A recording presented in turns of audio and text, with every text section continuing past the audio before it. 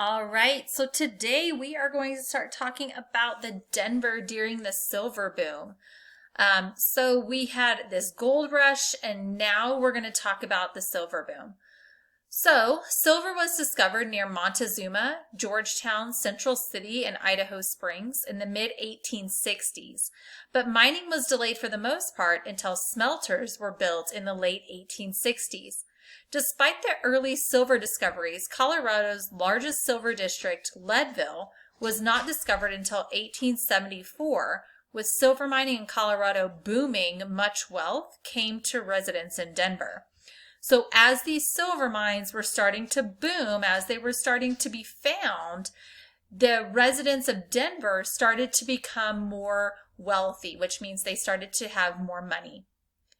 The city's economy was gaining a more stable base rooted in railroads, wholesale trade, manufacturing, food processing, and servicing the growing agricultural and ranching hinterland. So, all of these different things were starting to happen. The economy was starting to get more stable because the railroads were coming through. We were trading. There was manufacturing. There was farming and food processing. There was agriculture happening, ranching. Between 1870 and 1890, manufacturing output soared from $600,000 to $40 million. And the population grew 20 times what it was. And the population was 107,000 people. So the population grew to 20 times that. By 1890, Denver had grown to be the 26th largest city in America and the 5th largest city west of the Mississippi River. So the Mississippi River is east. So we were the 5th largest city west of the Mississippi. The rapid growth of these years attracted millionaires and their mansions, as well as poverty and crime. So two different things were happening here. We were increasing and attracting millionaires, as well as people who didn't have money, who were trying to get more. From Denver's start as a gold mining town through its transformation into a supplier of goods and services, it had always been a place where miners, workers, and travelers could spend their hard-earned money. In 1859, the Apollo Hall Theater opened, followed over the years by such notables as the Denver Theater, home to the city's first opera performance in 1864. So now, not only are we seeing population, but we're also seeing entertainment. And the Broadway Theater, which brought in internationally renowned performers, but none was quite as luxurious as the Tabor Grand Opera House, built in 1881. So this, guys, means that we not only have people who are coming here to settle at this point, but we're also starting to have entertainment, which is going to bring more people in. People will travel to see entertainment. Built by Horace Tabor with the money he had made mining silver, the Tabor Grand Opera House in Denver was said to be the most opulent building and the best equipped theater between Chicago and San Francisco at its opening. So this meant between East and West, we were the most equipped theater. It occupied the entire block and was claimed to have single-handedly changed Denver's image of itself from a frontier boomtown to a world-class city. The following years saw many other grand buildings erected, including Union Station in 1881, the 10-story Brown Palace Hotel in 1892, and the Colorado State Capitol Building in 1894, as well as splendid homes for millionaires like the Croak Patterson Campbell Mansion at 11th and Pennsylvania and the now demolished Moffett Mansion at 8th and Grant. The city was beginning to take on a big city image. So we're starting to see big places. Union Station is where trains go in and out of. The Brown Palace Hotel is downtown, the State Capitol Building. So we're starting to have places where people can stay in large numbers. The 1880s and 1890s saw corruption as well as progress.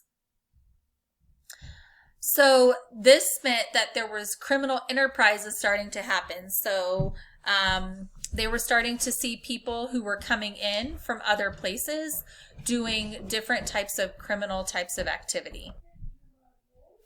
Before Colorado became a territory in 1861, there was no functioning court system and justice was carried out by the public. But once it became a territory, a justice system was set up for the county, but it wasn't until 1874 that Denver created a position for the chief of police. So these early lawmen had to deal with things, and they were often called like the Law and Order League, which took matters of law into its own hands.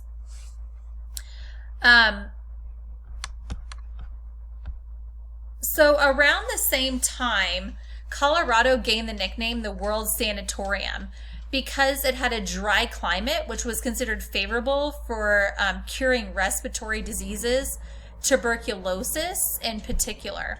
So many people came from the East Coast looking for a cure and bringing with them training and skills, which expanded the industrial base of Denver.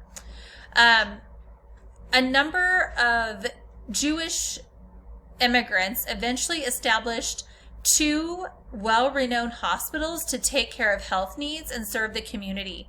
So National Jewish Hospital, now National Jewish Health, and Jewish Consumptives Relief Society were both 2 hospitals that Jewish immigrants to Colorado started.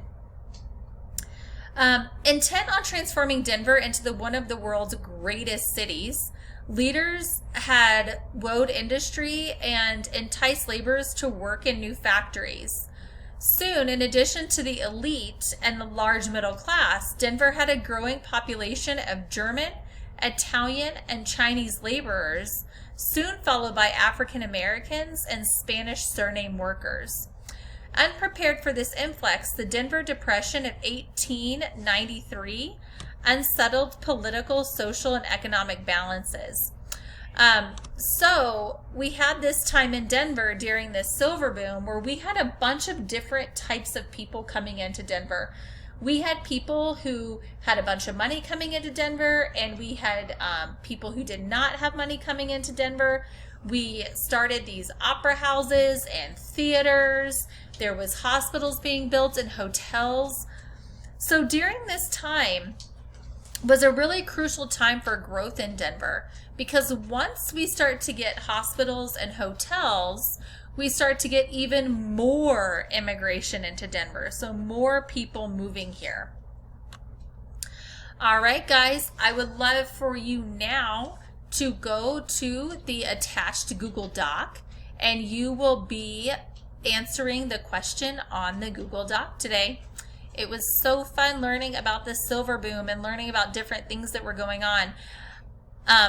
If you need to come back and rewatch this again to answer the question, please do. All right, until tomorrow.